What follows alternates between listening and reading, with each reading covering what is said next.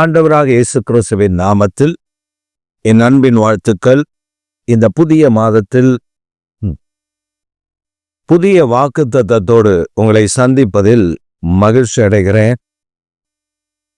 கடந்த நாட்கள் எல்லாம், கடந்த மாதங்கள், கடந்த காலங்கள் எல்லாம் கண்மணியை போல பாதுகாத்த கர்த்தர் இந்த புதிய மாதத்திலேயும் நம்மை பாதுகாத்து ஆசீர்வதித்து பராமரித்து தேவன் தம்முடைய கிருபையை நமக்கு அளவில்லாமல் தந்து அவருடைய பரிசுத்தத்தில் நாம் வளரவும் அவருடைய கிருபையில் நாம் நிலைத்திருக்கவும் கர்த்தர் நமக்கு உதவி செய்து வழிநடத்தி காப்பாராக. இன்றைக்கு நம்முடைய தியானத்திற்காக நாம் தெரிந்து கொண்ட வேத வசனம் பிலிப்பியர் நிருபம் 4 அதிகாரம் 4 வசனம். கர்த்தருக்குள் எப்பொழுதும் சந்தோஷமாயிருங்கள், சந்தோஷமாயிருங்கள் என்று மறுபடியும் சொல்லுகிறேன். கர்த்தருக்குள் எப்பொழுதும் சந்தோஷமாயிருங்கள், சந்தோஷமாயிருங்கள் என்று மறுபடியும் சொல்லுகிறேன். பவுல் தன்னுடைய நிருபங்களில் பல காரியங்களை அவர் ஸ்ட்ரெஸ் பண்ணி, அதாவது அழுத்தம் திருத்தமாக சொல்லியிருந்தாலும் இங்கே அவர் சொல்லுகிறார், கர்த்தருக்குள் எப்பொழுதும் சந்தோஷமாயிருங்கள், சந்தோஷமாயிருங்கள் என்று நான் மறுபடியும் உங்களுக்கு சொல்லுகிறேன். I want to remember you who should be a joyful person in God. தேவனுக்குள் நீங்கள் சந்தோஷமாய் இருக்க வேண்டும், மகிழ்ச்சியாய் இருக்க வேண்டும். இதைதான் கர்த்தர் நம்மிடத்தில் எதிர்பார்க்கிறார். ரோமர் நிருபம் 12 அதிகாரம் 12 வசனம் சொல்லுகிறது,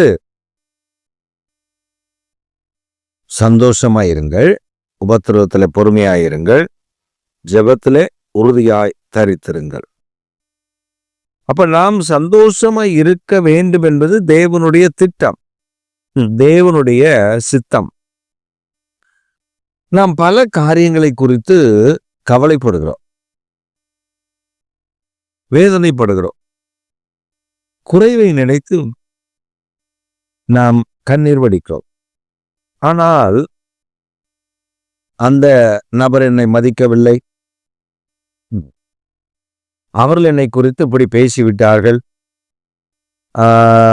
எனக்கு வரவேண்டிய ஆசீர்வாதங்கள் எல்லாம் தடுத்து அவர்கள் தங்களுக்குரியதாய் மாற்றி விடுகிறார்கள். இதை பத்திலாம் நம்ம எதுக்குமே கவலைப்படக்கூடாது. ஏன்னா எதுவுமே அவர் அனுமதி இல்லாமல் நடக்காது. அவர் அனுமதிக்காமல் எதுவுமே நடக்காது. தாவீது அப்சலோமுக்கு பயந்து போகிறான். தன் ராஜ்யத்தை விட்டு அவன் வனாந்தரத்துல அவன் ஓடி போகும் பொழுது சிமே என்பவன் அவனை தூஷிக்கிறான். அப்பொழுது அவனோடு கூட வருகிற படை தலைவர்கள் சொல்லுகிறார்கள், அந்த செத்த நாய் இப்படி பேசிட்டு வர்றது என்ன ஆண்டவனே, ஒரே அடி, ஒரு வெட்டு தான், தலை துண்டாம போயிடும், என்ன பேச்சு பேசி பாருங்க அப்படின்னு தாவீதினிடத்துல அவர்கள் சொல்லுகிறார்கள். இப்ப தாவீது என்ன நம்ம சொன்னாரு, அவன் பேசட்டும்பா, அவன் பேசு, தாவீதை நீ பேசு அப்படின்னு என்று ஆண்டவர் அவனை அனுமதித்திருக்கிறார். அவர் அனுமதிக்காம இவன் பேசுவானா? அவர் அனுமதித்திருக்கா, அவன் பேசுறான், விடு. சர்வ வல்லவருக்கு அது தெரியும்.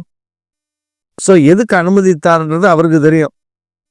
அது நீங்க பார்த்து கொண்டிருங்க, அவர் எதுக்கு அனுமதித்தாருன்றத பின் நாட்களில் தெரிய வரும். அப்படின்னு ரொம்ப கூலா அதை டீல் பண்ணிட்டு போறார். நான் நிறைய ஆச்சரியப்பட்ட தாவீதுடைய காரியத்தை நான் வேதத்தில் வாசிக்கும் பொழுதெல்லாம் சில நேரத்தில் பிரமிப்படைய செய்யும், ஆச்சரியம் அடைய செய்யும்.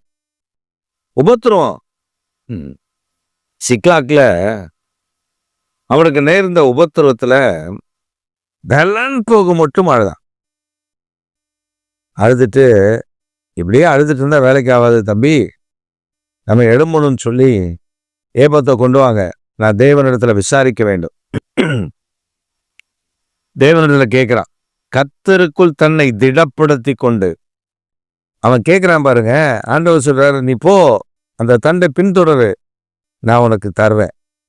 அவன் கடற்கரை மணலை போல இருக்கிறான். அவனுக்கெல்லாம் பயப்படாத, நான் அவன் கூட இருக்கேன், வருவேன், நான் உனக்கு தருவேன், போ கிளம்பு. அவன் திரும்ப வரும்போது எவ்வளவு சந்தோஷமா இருந்திருக்கு யோசிச்சு பாருங்க. ஒன்னே இழக்கல. கொள்ளை பொருளை அதிகமாச்சே தவிர குறைந்து போகல. இங்கேருந்து சிக்லாக்ல இருந்து போனது கொஞ்சம், ஆனா நிறைய விஷயத்த அங்கிருந்து நிறைய எடுத்துட்டு வந்துட்டான்.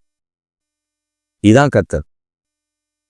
அப்ப நம்முடைய வாழ்க்கையில கர்த்தருக்குள் எப்பொழுதும் சந்தோஷமாய் இருக்க வேண்டும் என்று ஆண்டவன் நமக்கு கட்டளையிட்டு இருக்கிறார், கற்றுக் கொடுக்கிறார். நீங்க சந்தோஷமா இருந்து பாருங்களேன். உங்களை பேசிட்டாங்களா, கவலைப்படாதீங்க. உங்களை ஒதுக்கிட்டாங்களா, கவலைப்படாதீங்க. உங்களுக்கு விரோதமா எழும்பிட்டாங்களா, கவலைப்படாதீங்க.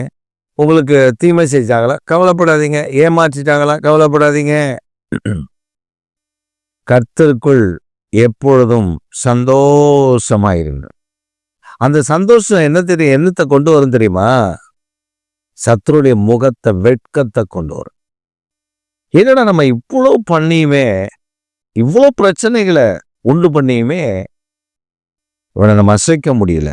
காரணம், சேனைகளின் கர்த்தர், சர்வ வல்லமையுடைய தேவன் கூட இருக்கிறார். That is a big privilege for us.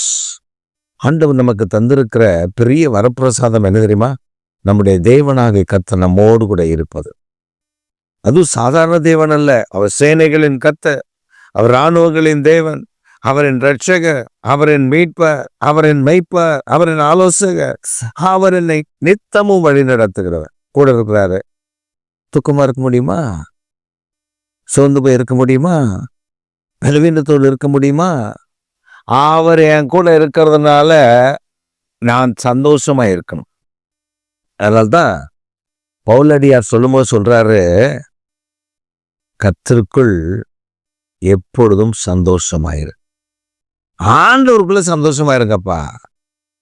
ஆண்டவர் எனக்கு இதை செய்யல, ஜனவரி மாசம் நான் அதை கேட்டேன், ஆண்டவர் எனக்கு தரல. இது கேட்டேன், அது தரல. அது கேட்டேன், அது தரல. இது கேட்டேன், அது தரல. துக்கத்தோடு இருந்தீங்கன்னா உங்களுக்குதான் நஷ்டம், உங்களுக்குதான் வேதனை. பாருங்க, சமீபத்துல ஒரு புருஷ மனைவி, பிள்ளைகள். அந்த புருஷன் குடும்பத்தை சார்ந்த ஒருவர் வீட்டுக்கு வருகிறார். அப்ப புருஷன் சொல்றாரு, அவளுக்கு விருந்து பண்ணி போடணும், அவளுக்கு விருந்து வைக்கணும். மனைவி சொல்றாங்க, எனக்கு உடல்நிலை சரியில்லை, ஹோட்டல்ல வேணா வாங்கிட்டு வந்து கொடுங்க. விருந்து வைக்க வேண்டாம்னு அவங்க சொல்லல, ஹோட்டல்ல வாங்கிட்டு வாங்க, எனக்கு முடியல, இந்த ஒரு பக்கம் ஃபுல்லா மூச்சு பிடிச்சிருக்கு, நான் ரொம்ப கஷ்டப்படுறேன், எனக்கு கையெல்லாம் தூக்க முடியல.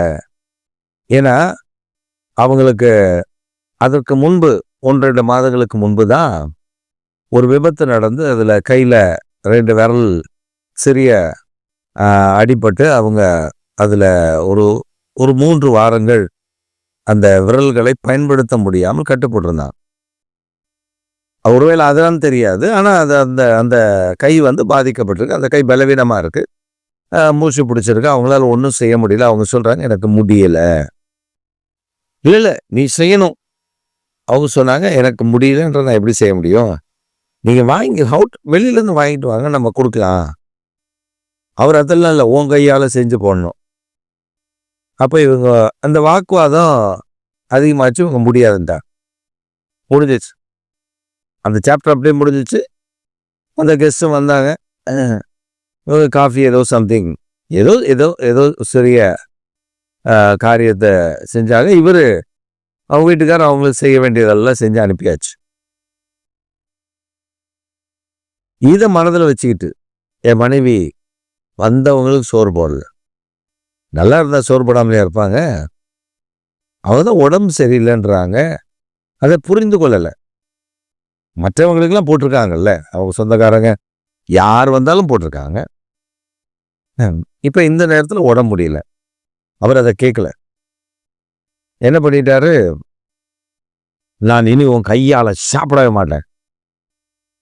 போயிட்டாரு. சாப்பிடல. எப்படி போராட்டம். நான் சாப்பிடுவதில்லை.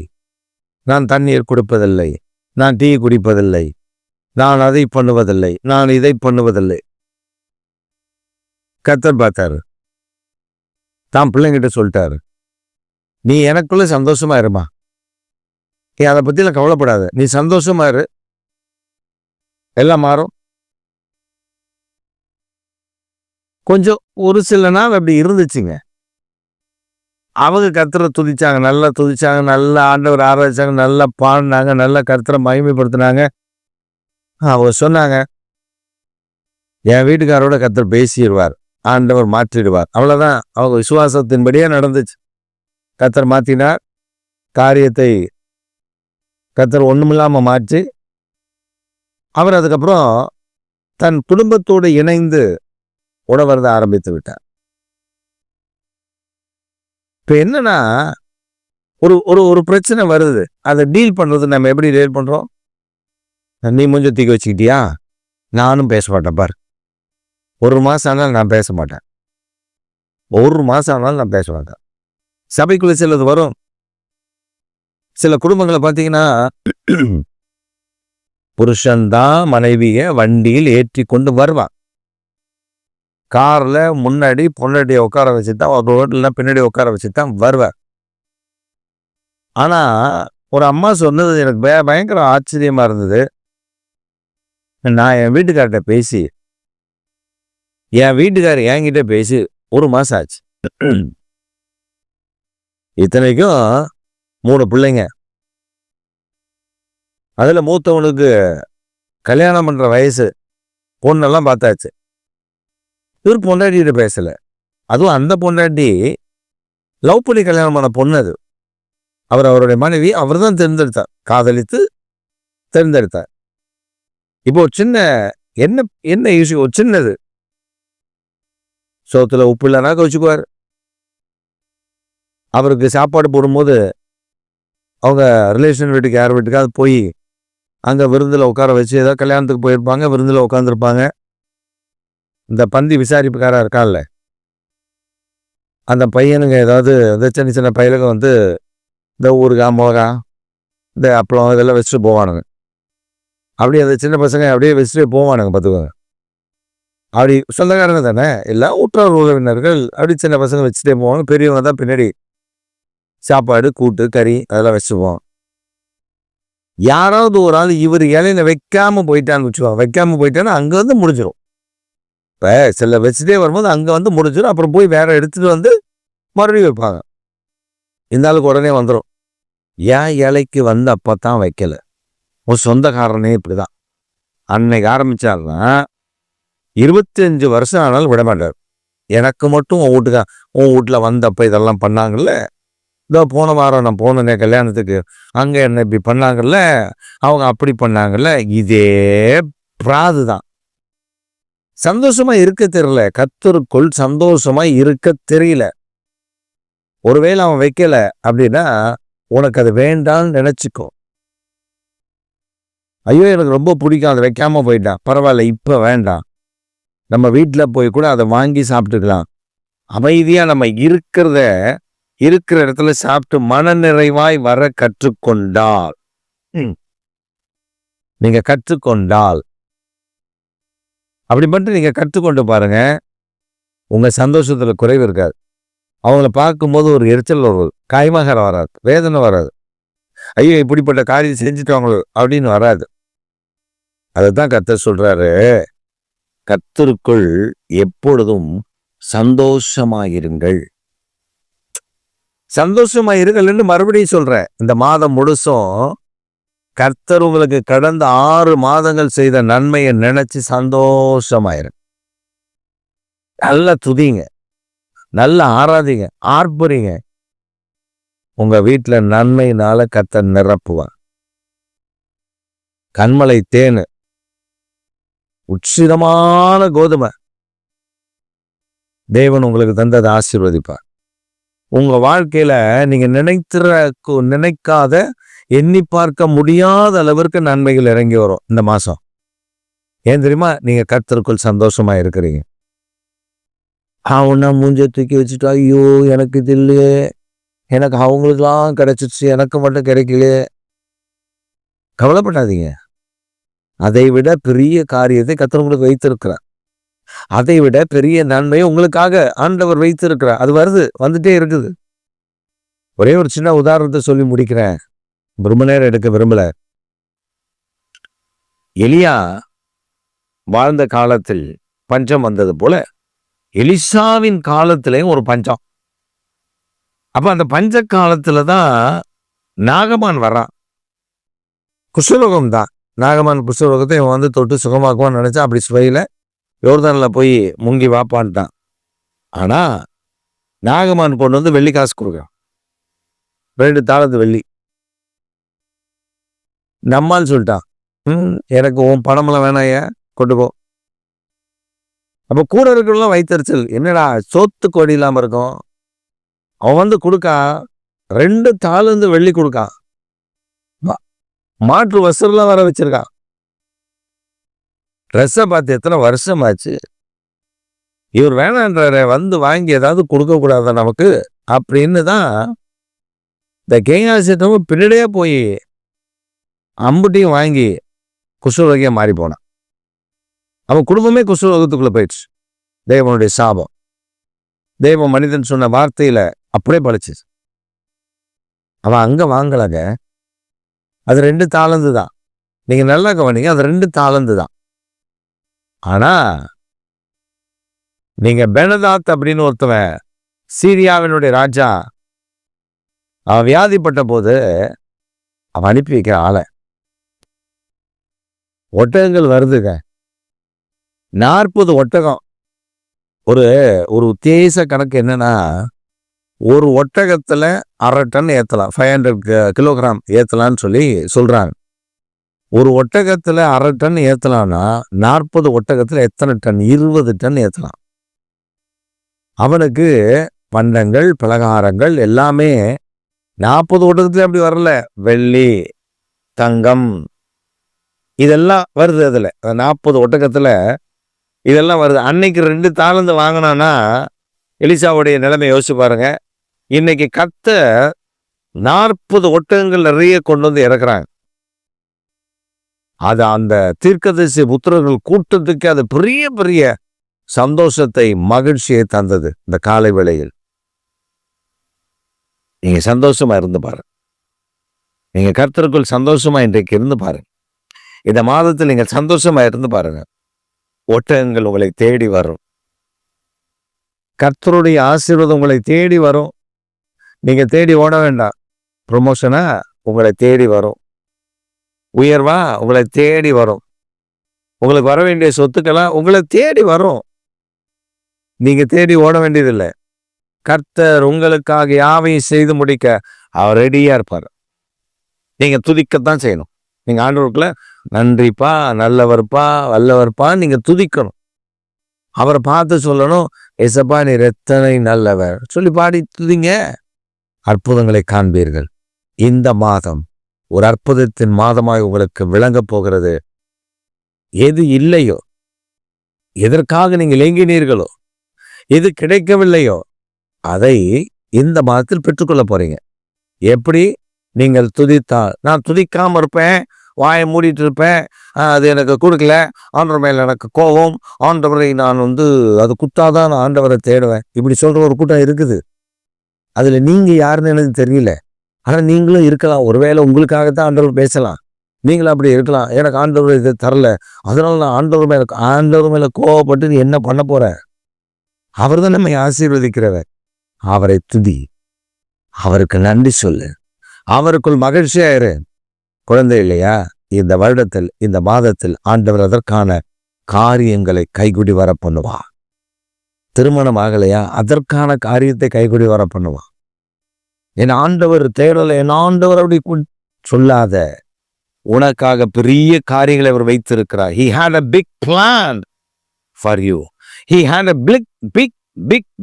big blessing for you. You couldn't count it.